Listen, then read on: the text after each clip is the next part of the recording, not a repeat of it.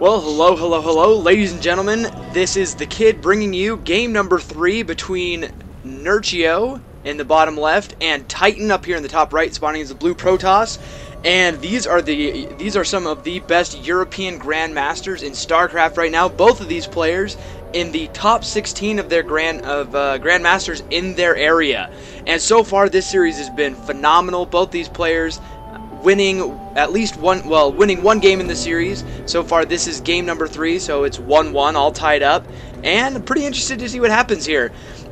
I really like this map. This was a map that was basically introduced to the ladder pool through GSL. This map is Daybreak, for those of you who don't know.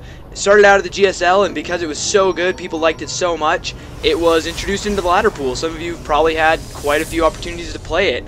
And really kind of an awesome map. I really like it. I think that it's got some great dynamics on it. It forces some interesting play.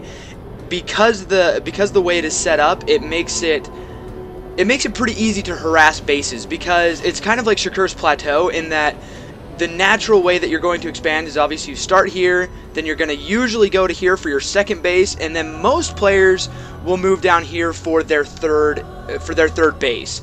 And just like Shakur's Plateau, you're going in this line from your main base straight down the map, and it makes for a lot of surface area that you can be attacked from, and just a lot of different areas. It's very easy to do drops, mutas right here. It's very easy to do small little attacks through this alley right here. And these rocks tend to get busted down a lot so that charges can be made up this ramp. Now, I won't say that this is never used, because personally I love expanding here. Now, in the ladder version of this map, this is a full expansion, so there is a second gas here, and there are 8 mineral nodes here instead of just the 6 that are on this map. So typically I like to expand right here. I think it reduces the amount of surface area that I have to defend as a Zerg player and all of that. So here we go. We're going to go ahead and see Titan open up very standard against the Zerg. Not incredibly standard, because he did put down a gateway first. Usually when this happens, the Protoss player will throw out a Zealot quickly, and there we go, just as I say that, putting a Zealot out, and he might use that for some early harassment. It's really effective for taking out, for stalling, harvesting at some of these early expansions, like right here and right here. But he will probably need to use it for some defense, as we do see Nerchio pushing out with six Zerglings, and Titan's going to need to get at least one more Zealot out to help with this. This Zealot will not be able to handle all 6 of these Lings by himself. And, okay, here we go. Quickly finishing this wall off. As long as this Zealot is in the right position, these Lings should not be able to pass by, and he should be okay. Now, he'll Chrono Boost this Zealot out. Hopefully he'll be able to stall these Lings and keep them from getting this forge. This could be a disaster. He needs to move this probe down here as quickly as possible. And this could be bad news for our Protoss player. These Lings going to be able to do a little bit of damage. He'll possibly be able to focus down some probes if he gets in here. And running these Zealots in here as quickly as possible. Hopefully finish this wall off with that forge again. Possibly a gateway, but I would imagine a forge will go down so that he can get some cannons up sooner or later. Oh, and opting for another gateway. He knows better than I do. What can I say?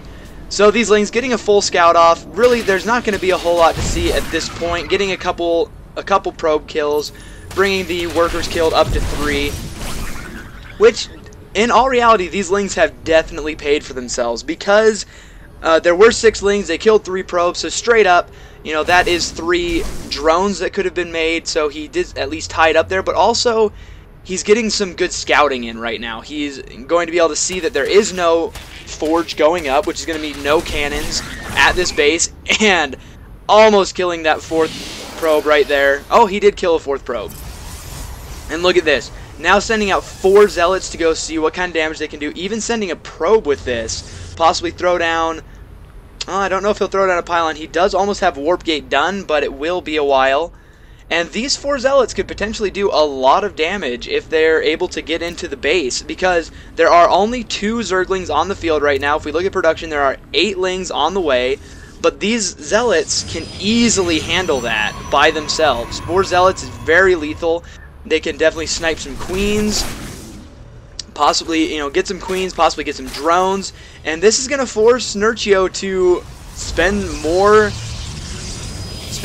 larvae on these Zerglings once again, which is very obnoxious as a Zerg player, because he would love to just spend all of that on these drones and get his macro going.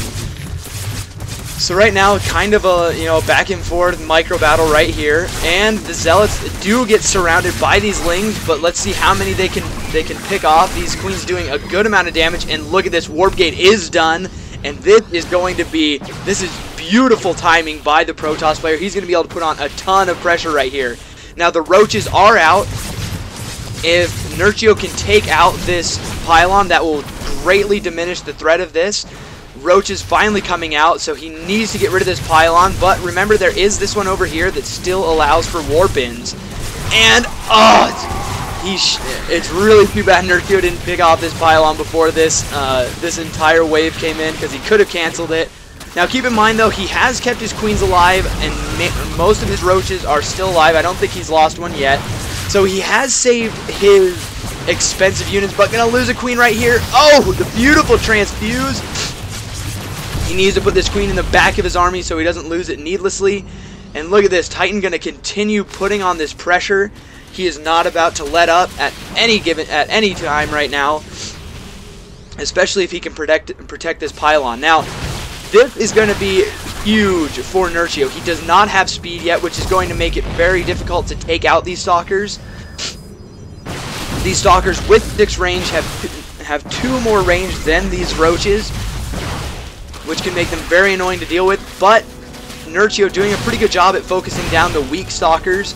And here we go. It does look like he's going to go ahead and pick off this pylon. Oh, and the Stalkers do come back in. And like I was saying before, this speed would be so nice because it would allow him to use Zerglings to surround these Stalkers, keep them from getting away from the army.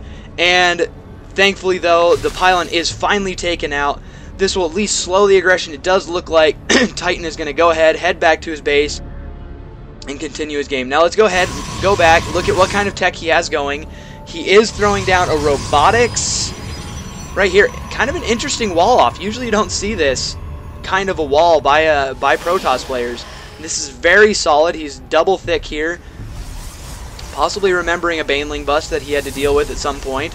And kind of an exposed robotics facility that you're not used to seeing, and even throwing down a 3rd base right here. Now he does need to be careful, just like I was saying at the beginning of the game.